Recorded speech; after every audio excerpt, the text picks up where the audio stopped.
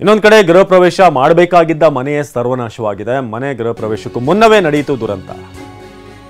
ಮನೆ ಅನ್ನೋದು ಬಹಳಷ್ಟು ಕನಸುಗಳಿರುತ್ತೆ, ಬಹಳಷ್ಟು ಶ್ರಮ ಪಟ್ಟಿರ್ತಾರೆ, ಅಷ್ಟು ಸುಲಭ ಅಲ್ಲ ಒಂದು ಮನೆ ಕಟ್ಟೋದು.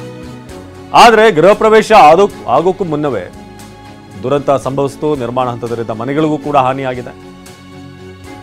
ದೂರಗಳಿಂದ ಬಂದು ಇಲ್ಲಿ ಬದುಕು ಕಟ್ಕೊಂಡಿದ್ರು ಜನ. ಆದರೆ ಪ್ರಕೃತಿಯ ವಿಕೋಪಕ್ಕೆ ಎಲ್ಲವೂ ಕೂಡ ನೆಲಸಮ ಆಗಿದೆ.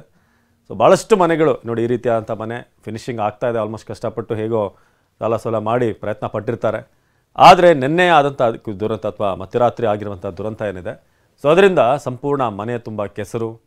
ಊರಿನ ಆ ಮನೇಲಿ ಇದ್ದಂಥವ್ರು ಎಲ್ಲಿದ್ದಾರೆ ಅನ್ನೋದ್ರ ಬಗ್ಗೆ ಸುಳಿವಿಲ್ಲ. ದಿಲೀಪ್ ಈ ಬಗ್ಗೆ ಒಂದು ಪ್ರತ್ಯಕ್ಷ ವರದಿ ಕೊಟ್ಟಿದ್ದಾರೆ. ಅಲ್ಲಿಂದಲೇ ಬನ್ನಿ ನೋಡೋಣ. ಕೇರಳದಲ್ಲಿ ರಣ ಭೀಕರ ಮಳೆಗೆ ನೂರಾರು ಕುಟುಂಬಗಳ ಬದುಕು ಮೂರಾಬಟ್ಟೆ ಆಗಿರುವಂಥದ್ದು. ಅದರಲ್ಲೂ ಕೂಡ ಹಲವರು ಬೇರೆ ಬೇರೆ ರಾಜ್ಯಗಳಿಂದ ಬಂದು ಕೇರಳದಲ್ಲಿ ಬದುಕನ್ನು ಕಟ್ಕೊಂಡಿದ್ರು. ಅದರಲ್ಲೂ ಕೂಡ ಒಂದು ಸೂರನ್ನು ಕೂಡ ಕಟ್ಕೊಂಡಿದ್ರು.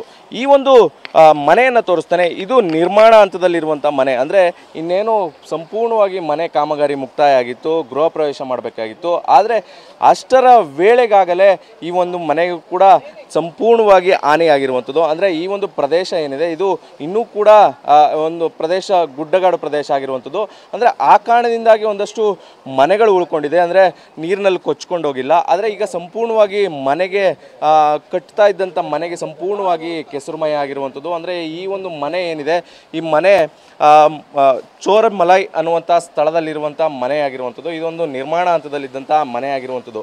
ಈ ಒಂದು ಪ್ರದೇಶದಲ್ಲಿ ಈಗ ದೃಶ್ಯಗಳಲ್ಲಿ ತೋರಿಸ್ತಾನೆ ಎಷ್ಟರ ಮಟ್ಟಿಗೆ ಕೆಸರು ಕೂಡ ನುಗ್ಗಿರುವಂಥದ್ದು. ಅಂದರೆ ಮುಂಡಕಾಯಿ ಅನ್ನುವಂಥ ಸ್ಥಳದಿಂದ ಬಂದಂಥ ಏನು ಪ್ರವಾಹ ಈ ಒಂದು ಇಷ್ಟೆಲ್ಲ ಅನಾಹುತ ಸಂಭವಕ್ಕೆ ಕಾರಣ ಆಗಿರುವಂಥದ್ದು. ಸಾಕಷ್ಟು ಮನೆಗಳು ಕೊಚ್ಚಿ ಹೋಗಿದೆ, ನೂರಾರು ಜನರ ಬದುಕು ಕೂಡ ಮೂರಾಬಟ್ಟೆ ಆಗಿದೆ. ಈ ರೀತಿಯಂಥ ಹಲವು ಮನೆಗಳು ಒಂದು ರೀತಿಯಲ್ಲಿ ಕೊಚ್ಚಿ ಹೋಗಿದೆ ಅಂತಲೇ ಹೇಳ್ಬೋದು. ಅದರಲ್ಲೂ ಕೂಡ ನೂರಾರು ಜನರು ಈಗ ಸಾವನ್ನಪ್ಪಿದ್ದಾರೆ. ಸದ್ಯಕ್ಕೆ ಒಂದಷ್ಟು ಜನರ ರಕ್ಷಣೆ ಕಾರ್ಯ ಕೂಡ ನಡೀತಾ ಇರುವಂಥದ್ದು. ಮತ್ತೆ ಒಂದಷ್ಟು ಮೃತದೇಹಗಳನ್ನು ಪತ್ತೆ ಹಚ್ಚುವಂಥ ಕೆಲಸ ಕೂಡ ಮಾಡ್ತಾ ಇರುವಂಥದ್ದು.